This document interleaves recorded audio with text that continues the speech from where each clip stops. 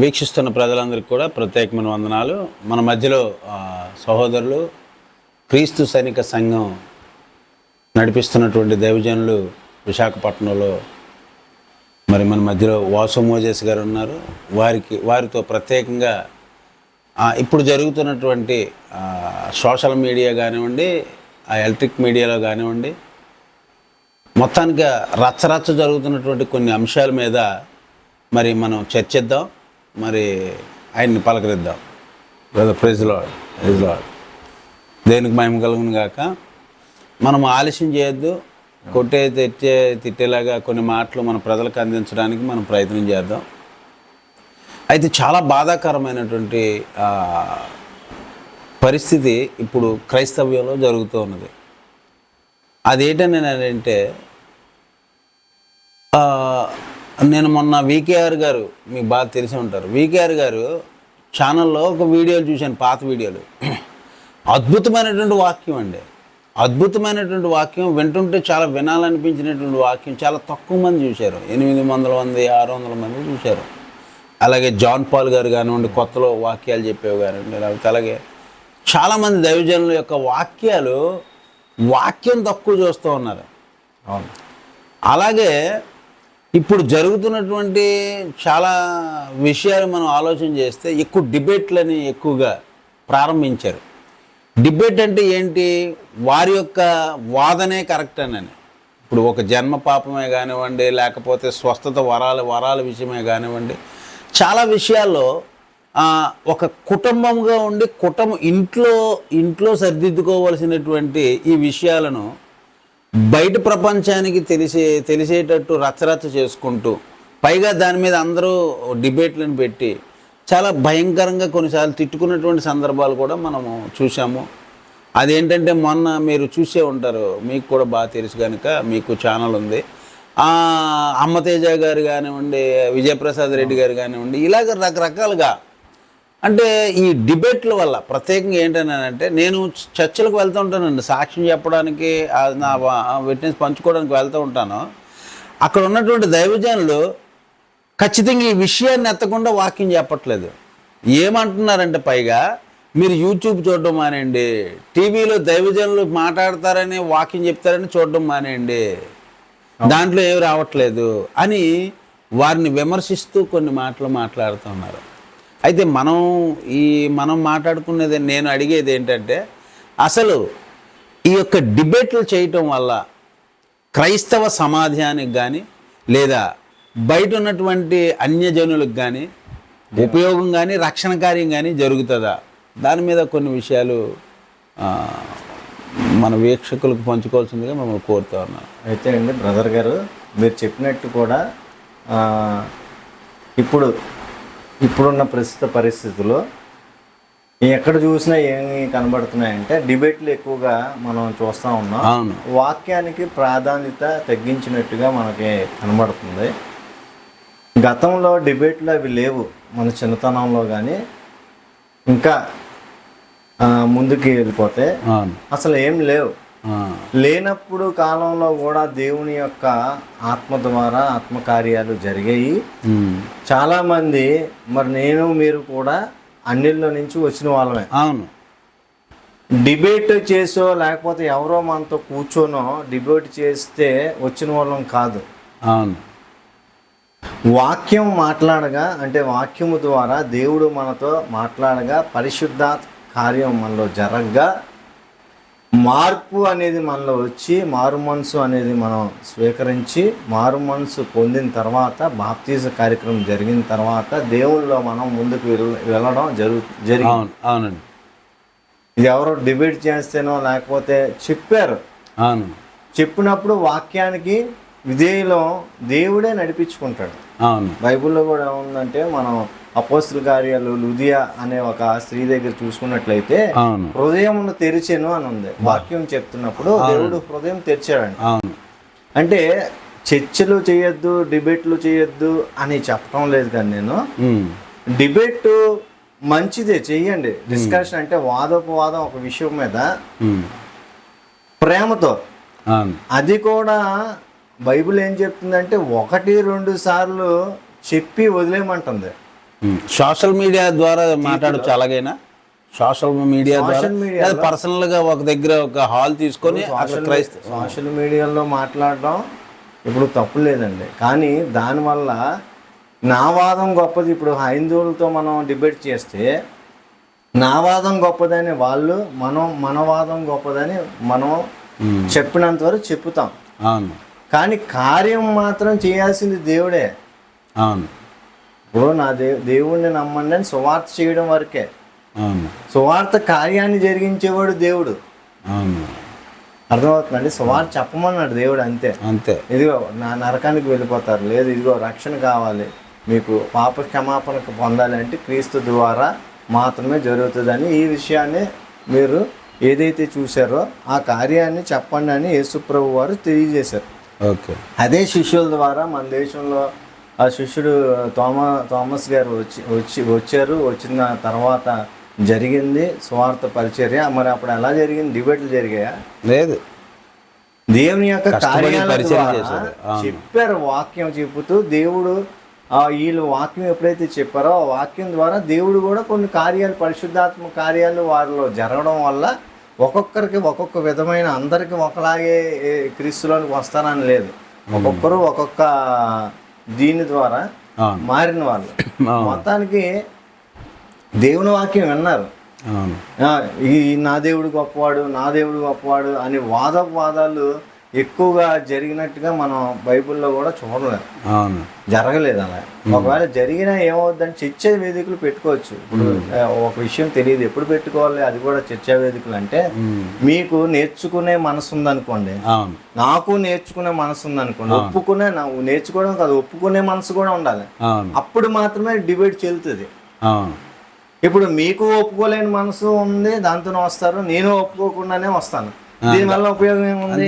దానివల్ల గొడవ తప్ప, దీనివల్ల గొడవ తప్పితే ఏమీ లేదు, ఉపయోగం లేని దానికి వాక్యం ఏం చెప్తుంది? ఉపయోగం లేని వితర్కాల గురించి దూరంగా ఉండమని, వారు వాదముల యందు వ్యర్థులేరని రోమపత్రికలో ఉంటుంది. తిమోతి గారికి అలాగే తీతు గారికి కూడా పౌలు గారు చెప్తారు. మీకు తెలిసిన వచనాలే ఒకసారి చూద్దామా? చూద్దాం. తీతు పత్రిక, ముందు తిమోతి పత్రిక చూద్దాం. మొదటి తిమోతి పత్రిక 6వ అధ్యాయము 20-21 ఒకసారి చదవండి. ఓ తిమోతి, నీకు అప్పగింపబడిన దానిని కాపాడి ఆ అపవిత్రమైన ఒట్టి మాటలను జ్ఞానమని అబద్ధముగా చెప్పబడిన విపరీత వాదములకును దూరముగా ఉండుము.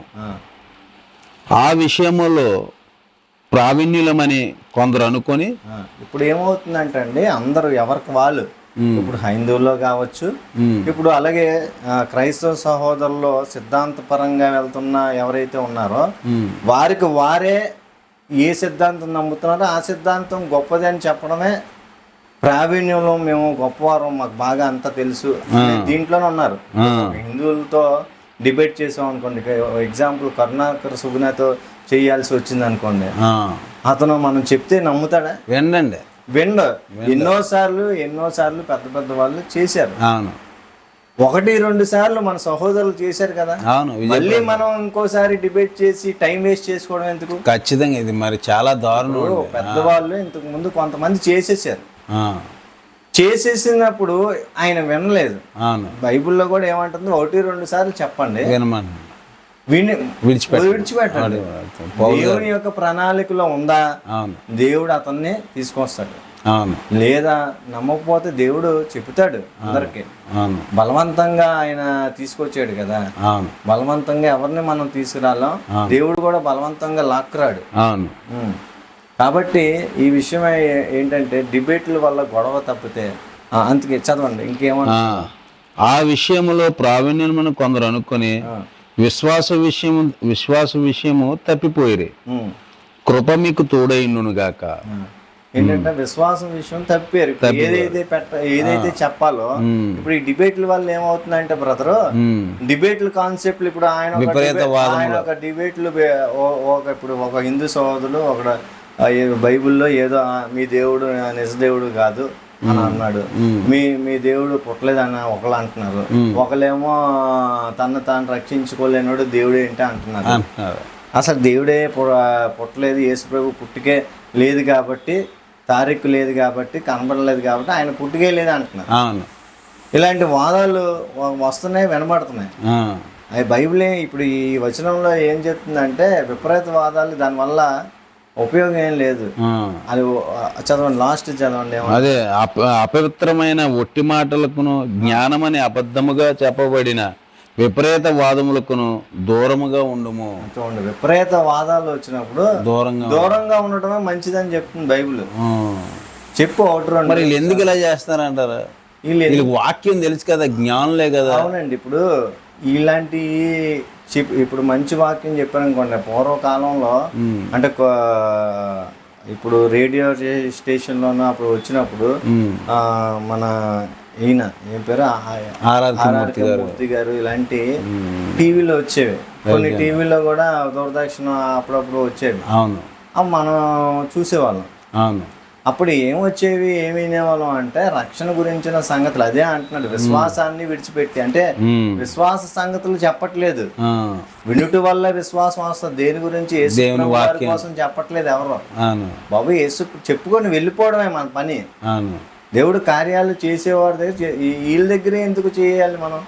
వీళ్ళు వినట్లేదు, ఒకసారి రెండుసార్లు మాట్లాడడం, మళ్ళీ పోనీ ఏమన్నా మారుతారనేది ఏమైనా ఉందా? మనం సువార్త చేసేస్తే ఎవరు మారరు. చెప్పడం మన పని. వృద్ధి కలిగి చేసేవాడు దేవుడే. ఎవరి జీవితంలో అయినా, మీ జీవితంలో అయినా, నా జీవితంలో అయినా. ఎవరు చెప్పారు? ఏ డిబేట్ జరిగింది? అంతరంగంలో మన మనస్సాక్షిలో జరిగే క్రియను బట్టి, దేవుని ఆత్మ బోధింపుని బట్టి, ఆత్మ ఒప్పుకోలుని బట్టి, అంటే ఆత్మ ప్రేరేపించే దాన్ని బట్టి మనం ఒప్పుకున్నాం. నేను పాపిని, ఆ పాపిని కనుక నేను నీ రక్తంలో, అంటే దేవుని రక్తంలో కనబడాలి కంపల్సరిగా. ఆ రక్తం యేసు ప్రభు రక్తమే, పరిశుద్ధ రక్తమే అని అనుకున్నాం కనుక ఒప్పుకున్నాం, నడుస్తున్నాం ఇప్పటి వరకు. ఏ డిబేట్లు మనతో ఎవరు చేయలేదు. మరి చేయకుండా ఎలా నమ్మాం? అంటే చేస్తేనే రక్షణలోనికి వస్తాడు అనుకుంటే అది తప్పు. అవును, మీరు అన్నట్లుగా ఇప్పుడు ఆలోచిస్తే ఎక్కువ రక్షణ కార్యాలు డిబేట్లు జరగకముందే జరిగాయి. వాదోపవాదముల్లోనే జరగట్లేదు, కానీ ఎక్కువ అన్వేషించి కింద మీద పడిపోయి అన్వేషించిన దాంట్లో పెద్దగా లేదు. కానీ అప్పట్లో ఎక్కువగా జరిగాయి. ప్రపంచమే మారిపోయింది. ఇంకా చెప్పాలంటే ఇంకా 4-5 దేశాలు మారలేదు అంతే, మారుతున్నారు. కాబట్టి దీనికి చాలా దూరంగా ఉండాలి. ఎందుకంటే విశ్వాసంలో తొలగిపోయే అవకాశం ఉంటుంది. కాబట్టి వాదాలకి దూరంగా ఉండాలి. ఇప్పుడు వాదం ఒకరితో పెట్టుకున్నప్పుడు అలాగే వీళ్ళందరూ ఏమవుతున్నారంటే ఇంకా దాని మీదే కాన్సెప్ట్ ఆలోచన అంతా దాని మీద వెళ్ళిపోతుంది.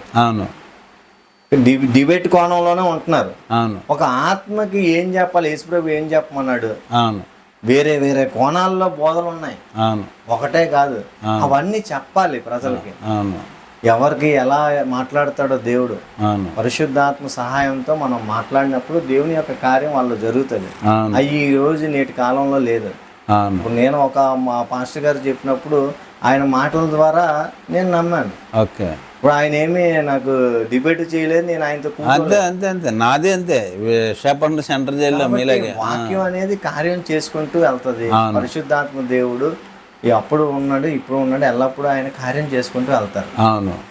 అయితే నా షూట్ ప్రశ్న అంటే ఇప్పుడు ఏమన్నానంటే, ఇప్పుడు జాన్ పాల్ గారు కానీ, కేవీఆర్ కానీ, వికేఆర్ గారు కానీ, లేకపోతే మన చాలామంది జాన్ కోయ్య గారు కానీ, లేకపోతే చాలా అనిల్ గారు కానీ, వీళ్ళందరూ దైవజనులు అందరూ ఉన్నారు.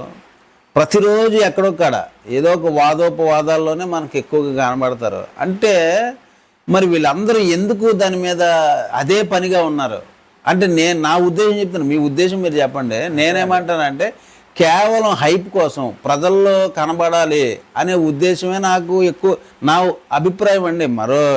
మిమ్మల్ని మళ్ళీ ఏదో అడిగే మిమ్మల్ని నా అభిప్రాయం చెప్తున్నాను. మీ అభిప్రాయంలో చెప్పండి, వారు చేసేటువంటి పనికి. అంటే వాళ్ళు హైప్ కోసం చేసుకుంటున్నారని మనకు తెలియదు, మనం అనకూడదు. ఓకే అంటే హైప్ కోసం చేసుకుంటున్నారా లేదా అనేది అది అంతరంగానికి సంబంధించిన విషయం. అంటే పర్సనల్ గా వాళ్ళ ఒపీనియన్. ఓకే, వాళ్ళకి తెలుస్తుంది. అది మనం తీర్పు జడ్జిమెంట్ తీర్చడానికి ఇక్కడ లేం. కానీ అవును మనం ఆలోచించాల్సింది ఏంటంటే, ఎవరమైనా ఇప్పుడు మనమైనా సరే, ఇంకో సేవకుడైనా, ఇంకో సేవకుడికైనా దీనివల్ల అసలు ఏమైనా ఉపయోగం ఉందా? అవును లేనప్పుడు ఈ ప్రాసెస్ ఎందుకు ముందుకు తీసుకెళ్తున్నాం అని ఆలోచించాల్సిన అవసరం ఉంటుంది. అవును ఇప్పుడు ఒక భూమిని తవ్వి అది సారం లేనప్పుడు పంటని మాటి మాటికి ఒకసారి వేస్తాం, 2 సార్లు వేస్తాం, 3వ సారి వేస్తాం, రావట్లేదు అనుకోండి, ఏం చేస్తాం? అవును వేరే దగ్గర నాటడానికి చూస్తాం. అవును ఆ భూమి ఇంకా పని చేయదు, ఇది డెడ్ అయిపోయింది అని మారుస్తాం. అవును ఈ ఆలోచన మనకు ఉన్నప్పుడు ఇది ఎందుకు వ్యర్థంగా, మనం బైబిలే చెప్తుంది అర్థభేద వివాదాలకు దూరంగా ఉండమని. కాబట్టి ఈ విడిచిపెట్టి ఇప్పుడు వాక్యం పాపులారిటీ కోసం మనం దీనికోసం ఆలోచిస్తున్నారా అనే బదులుగా ఇప్పుడు అసలు రక్షణ సువార్త వెళ్తుందా లేదా అని ప్రతి సేవకుడు నూతన ఆత్మలు దీన్ని బట్టి వస్తున్నాయా లేదా. ఇప్పుడు ఇప్పుడు వీళ్ళ టైం అంతా వీళ్ళ దగ్గర కిల్ చేసుకుంటే, పాడు చేసుకుంటే, మరి బయట వాళ్ళకి వచ్చే పంటని కొయ్యకుండా అయిపోతున్నామేమో. అంతే కదా. మనం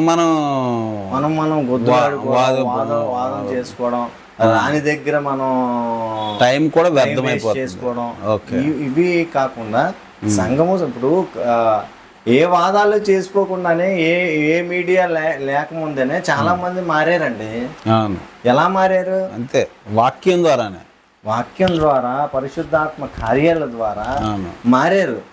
అది దేవుడు చేసుకుంటాడు. అది అంటే టోటల్ గా మీరు చెప్పేది ఏంటంటే, డిబేట్ల వల్ల అంటే టైం వ్యర్థమవుతుంది తప్ప ఉపయోగం అయితే చాలా తక్కువగా ఉంది. ఇప్పుడు ఒక విషయం మీద సమస్య వచ్చిందండి మనకి, సామరస్యంగా ఇప్పుడు వరాలు అనేది ఉంది, దాని మీద అవగాహన మనకు లేదు.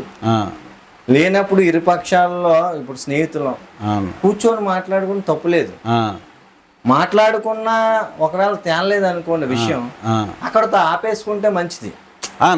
నా బాధ ఏంటంటే, మీరు చెప్పింది రైటే, అది అందరికీ తెలియాలంటారా? ఇప్పుడు మన కుటుంబంలో ఒక ఆర్గ్యుమెంట్ అవుతుంది, తెలియాల్సిన అవసరం లేదు. అదే అంటే ప్రేమపూర్వకంగా ఒక 4-5 కూర్చొని 10 మంది కూర్చున్నా పర్లేదు, ఇద్దరికే ఇప్పుడు అందరికి ఒక దాని మీద ఏకాభిప్రాయం లేదండి. అవును, ఉండదు. మనం ఒకలా అనుకుంటే, ఇప్పుడు మీరు బ్లాక్ కోట్ వేసుకున్నారు, నాకు వైట్ వేసుకోవాలని ఉంటది. వైట్ ఎందుకు వేసుకోకూడదు? పరిశుద్ధాత్మకి చిహ్నం కదా ఇది అనుకోవచ్చు. అవును, ఇప్పుడు అదేం పెద్ద ఇబ్బంది విషయం కాదు. దానివల్ల వచ్చి జరిగే అంతరంగానికి జరిగే ఆత్మకార్యానికి జరిగే నష్టం అయితే ఏమి ఉండదు. అంతే, అది చూసుకోవాలి. అది చూసుకొని మన ప్రేమను, అందుకే క్షేమాభివృద్ధి కలుగు చేసేటట్టుగా ఉండాలి మన వాదం. కానీ లేకపోతే మనం ఏది చేసినా క్షేమాభివృద్ధి క్రైస్తవుల్లో, లోకంలో కానీ లేకపోతే ఇతరుల్లో మనం మాట్లాడేటప్పుడు కానీ క్షేమాభివృద్ధి అంటే వివాదాలు, గొడవలు, ఒకరి మీద ఒకరు తిట్టుకోవడాలు, ఇవన్నీ కూడా మంచిది కాదు. ఓకే, మంచిది. చివరిగా ఒక మాట మాట్లాడాలని నేను ఒక విషయం అడగాలని చూస్తున్నాను. నేను రిఫరెన్స్ లేని టచ్ చేస్తారా దీని విషయం మీద? అక్కర్లేదనే దాని మీద వాదాలా? కాదు, ఇప్పుడు దాకా మంచి దీనివల్ల ఉపయోగం లేదనే చెప్పారు. మంచిది, చాలా వరకు ఉపయోగం. తీతు పత్రికలు కూడా అంటే ఇది ఈ సమస్య ఇప్పుడు ఉన్నది కాదు. అవును, అప్పటి నుంచి కూడా ఉంది సమస్య. ఇప్పుడు వచ్చింది, ఈ రోజు వచ్చింది కాదు. ఆ రోజు నుంచి కూడా యేసు ప్రభు వారు దేవుడు కాదు అనే వాదన ఒకటి ఉంది. వాదన వస్తుంది, వాదన వినబడింది, వాదన కోసం మాట్లాడారు. ఆ మాటలు కూడా ఏమంటున్నాడంటే, వాదించద్దు అంటే చర్చ చెయ్యొద్దు అని అనలేదు. చర్చ చెయ్యండి, సామరస్యంగా చెయ్యండి. అక్కడ వాక్వాదం జరుగుతుంది అనుకుంటే మాత్రం చెయ్యొద్దు అంటున్నాడు. ఇందాక తిమోతి గారికి అదే చెప్పాడు, తీతు గారికి కూడా 3వ అధ్యాయము 9-10 చదవండి. అదే చెప్తున్నాడు ఆయన. అవివేక తర్కములను, వంశావళను, కలహములను, ధర్మశాస్త్రమును గూర్చిన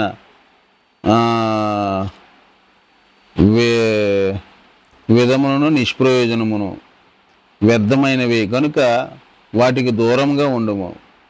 మతభేదములు కలిగించు మనుషునికి 1-2 మారులు చెప్పిన తర్వాత వానిని విసర్జించు. మతభేదములు కలిగించే వాళ్ళు ఎవరైనా ఉన్నారు అనుకుంటే 1-2 సార్లు చెప్పండి, వదిలేయండి. ఇప్పుడు వాళ్ళు ఎంత చెప్పినా వినరు. కరుణాకర్ సింగ్, లలిత్ కుమార్, ఇంతకండి ఇప్పుడు ఎవరైతే కాదండి, ఎవరైతే సోషల్ మీడియాలో డిబేట్ చేసి వాళ్ళతో డిబేట్ చేస్తున్నా మనకు కనబడుతున్నారో వీళ్ళకంటే జ్ఞానవంతులు క్రైస్తవ సమాజంలో ఉన్నారు. చాలా మంది ఉన్నారు. కానీ వాళ్ళు ఏమి డిబేట్ చేయలేదు, అప్పుడు చేయలేదు. పూర్వంలో పెద్దలు ఉన్నారు, చాలా జ్ఞానవంతులే ఉన్నారు. క్రైస్తవ సమాజాన్ని ఇప్పుడేదో మనం ఏదో ఉద్ధరించేస్తున్నాం అని కాదు, వాళ్ళందరూ చేసిన పరిచర్ని మనం కొనసాగిస్తున్నాం. అంటే వాళ్ళు ఎంత కష్టపడ్డారో. మాషల్ మణి గారు కానీ వీళ్ళందరూ కూడా చాలా మంది దైవ సేవకులు, పెద్ద మంది పరిచర్య చేశారు. ఎంతో ఇబ్బందులకు పడ్డారు, చాలా కష్టాలు పడ్డారు. ఏమంటే అలా ఇలాంటి డిబేట్ చర్చలు చేసినా సామరస్యంగా చేసి 1-2 సార్లు చెప్పి వదిలేశారు సార్. కాబట్టి మనకి ఇక్కడ గొడవలు వస్తాయి అనుకున్నప్పుడు, అంటే విభేదాలు జరుగుతాయి అనుకుంటే దూరంగా ఉండడం చాలా మంచిది. ఓకే, చాలా సంతోషం అండి. మరొక అంశంతో మరొకసారి మనం మళ్ళీ కలుద్దాం. దయచేసి గమనించండి ప్రియులారా, మేము ఏదో ఎవరినో విమర్శించడానికో ద్వేషించడానికో మేము చెప్పలేదు. ఆ విషయం ఏంటంటే ఇప్పుడు జరుగుతున్నటువంటి క్రైస్తవ సమాజంలో దారుణమైనటువంటి పరిస్థితులు ఉన్నాయి. ఎందుకనంటే ఒకరి మీద అయితే ఒకటే దీని విషయం మీద ఒకటి మాట్లాడాలనుకుంటున్నాను. ఎవరికారు ఆ ఛానల్ పెంచుకోవడానికి, రేటింగ్లు పెంచుకోవడానికి అని నాకు అనిపిస్తుంది. దానివల్ల అయితే క్రైస్తవ సమాజానికి ఏమీ ఉపయోగం కనబడట్లేదు. కనుక ప్రియులారా గమనించండి, ఇలాంటి వాటికి ఎవరైతే చూస్తున్నారో ఆ డిబేట్ల జోలికి వెళ్ళక, ఇందాక దైవ సేవకులు చెప్పినట్లుగా మనం 1-2 సార్లు విని వాక్యంలో అలా బెరయా పట్టణస్థులు వాక్యంలో అలా ఉందా లేదా అని చెక్ చేసుకుని వారి విశ్వాస జీవితాన్ని కొనసాగించారు. మనం కూడా వారిది విని విడిచిపెట్టేసి 1-2 సార్లు విన్న తర్వాత మళ్ళీ ఈ యొక్క జాన్ పాల్ అనే ఆయన కూడా ఫస్ట్లో బాగా మాట్లాడారు, కానీ ఈ మధ్యన వివాదంతో కూడినటువంటి కొన్ని మాటలు వాళ్ళతో కలవటం చెప్పారు దైవజనులు. వాళ్ళతో గడిగడికి మాట్లాడడం, ఒప్పుకోనోడితో మనం గడిగడికి మాట్లాడడం ఎందుకండి? దానివల్ల ఉపయోగం ఏముంది? ఆ లలిత్ కుమార్ గారితోనే, ఆ డాక్టర్ గారితోనే, తర్వాత వీళ్ళతో ఒప్పుకోనోడితో ఎందుకు మాట్లాడడం? అంటే అదిగా అంటున్నాను, పబ్లిక్గా చెప్తున్నాను, మీడియా పక్షంగా చెప్తున్నాను. వీళ్ళు పెంచుకోవడానికి, జనాల్లో కనబడడానికే తప్ప ఎవరు కూడా క్రీస్తు పని చేస్తున్న రక్షణ కార్యాలు జరిగిస్తున్నారు చేస్తారండి. ఇప్పుడు సాధు సుందర్ సింగ్ గారిని అయ్యగారిని ఎవరు మార్చారు? భగత్ ఏం పేరు భక్తి సింగ్ గారిని ఎవరు మార్చారు? వీళ్ళందరూ రిలీజియస్ లోంచి వచ్చిన వాళ్ళు కదా, హిందూ బాగా రిలీజియస్ లో ఉన్న వాళ్ళు ఇలా. అవును. మరి ఇందులోంచి వచ్చిన వాళ్ళు ఎవరు నడిపించారు? డిబేట్ల ద్వారా రాలేదు కదా. పరిశుద్ధాత్మ నడిపింపు, వాక్యపు పునాది వాళ్ళ మీద ఉండడం బట్టి బయటకు వచ్చారండి. అవే వాస్తవం. ఓకే, మరొకసారి ఈ యొక్క కార్యక్రమాన్ని ఇప్పటి వరకు వీక్షించిన మీ అందరికి కూడా ప్రత్యేకమైన వందనాలండి. మరొక అంశంతో నేను వాసిం మోజెస్ గారు కలుస్తాం. మీ అందరికీ ప్రత్యేకమైన వందనాలండి.